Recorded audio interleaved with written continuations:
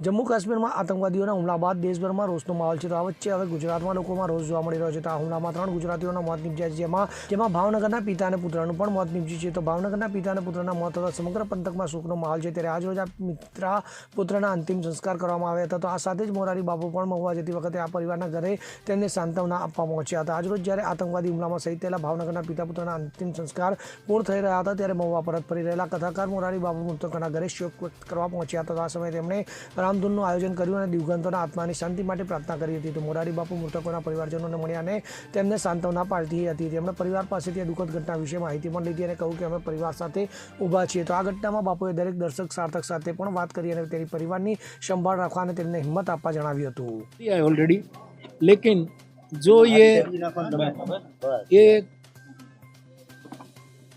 जो लोग आए थे वो पर्यटन के लिए गए. जो जहाँ कथा का स्थान था श्रीनगर में, वहीं से करीब 90-100 किलोमीटर दूर था. और स्वाभाविक है, कोई आता है तो इच्छा होती है कि हम वहाँ भी जाए. तो इनमें सब जो गए होंगे, जो गए होंगे, उसकी पूरी माहिती तो मुझे कल रात को प्राप्त हुई. तो ये जो घटना घटी, उसके बाद मैंने मेरे यज्ञ कुंड के पास निर्णय किया कि अब मैं कथा को प्रतिष्ठा का विषय न बनाऊं. कोई कुछ भी कहे कि देखो कथा रखनी पड़ी है, ऐसा मेरी 65 साल की कथा यात्रा में ये 5वीं बार घटना घटी. किसी न किसी कारणवश कथा को बीच में रोकनी पड़ती है, हम जीव हैं. तो मैंने सबका विचार करके, यद्यपि श्रीनगर में हम जहाँ कथा कर रहे थे वहाँ गवर्नर, सरकार, भारत सरकार सबने अच्छी सुविधा दी थी. वो कह रहे हैं कि बापू आप कथा चालू रखो ही, यहाँ आपको कोई तकलीफ नहीं. लेकिन मन में पीड़ा थी कि मेरे देश के इतने लोग चले गए और बेकसूर केवल धर्म के नाम पर. तो इस पीड़ा में कथा को न्याय देना भी मुश्किल लग रहा था. इसलिए मैंने निर्णय किया कि हम 5 दिन के बाद कथा को अल्प विराम दे रहे हैं. 4 दिन की कथा बाकी है, वो फिर कभी आकर के मैं पूरी करूँगा. अभी कोरोना के समय में मैं राजूला में कथा कर रहा था और हमारे मुख्यमंत्री मुझे कह तो न सके, लेकिन ऐसे ही कहा कि सब धार्मिक कार्यक्रम बंद हो, लोग इकट्ठे न हो. तो तुरंत मैंने निर्णय किया था कि मैं कथा स्थगित रखता हूँ. फिर मैंने तो इस विचार के साथ मैंने इस कथा को विराम दिया.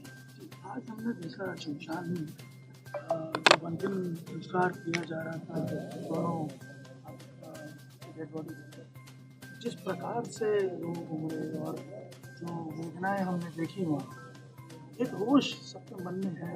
इस घटना के बाद सब चाहते हैं कि कोई सॉल्यूशन आए परमानेंट. इस तरह की जो गतिविधियाँ नहीं, पूरे देश में, जन में और दुनिया में भी, दुनिया के कई राष्ट्रों ने जो अपने प्रति जो मैत्री रखते हो और कोई भी, सबने अपनी पीड़ा व्यक्त की है. ये मैं अखबारों के माध्यम से जान चुका. लेकिन एक बात पक्की है कि पूरे देश में, जन के हृदय में, हर परिवार के हृदय में ये पीड़ा है. अब इसका क्या जवाब हो? कल ही दिल्ली में हमारे प्रधानमंत्री की अध्यक्षता में जो मीटिंग हुई, उसका परिणाम आज अखबार में मैंने देखा कि कुछ 5 कदम उठाए गए हैं. और मैंने अभी जैसे कहा कि इन आत्मा की सदगति के लिए और दुनिया में कभी ऐसा बने, इसलिए सरकार कर रही है. जो करे और जो हो वो पूरे राष्ट्र को संतोष हो, ऐसा कुछ हो. आपके हिसाब से क्या? नहीं, ये सबको करना है, लेकिन हमारी पीड़ा व्यक्त कर सकते हैं कि बार बार धर्म के नाम पर, धर्म को पूछ करके जो गोलियां, ये तो बहुत जघन्य वस्तु है.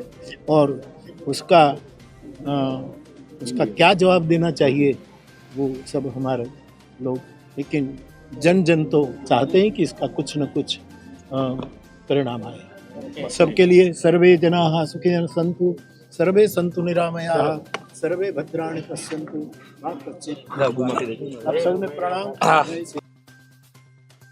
Bureau report CN24 news.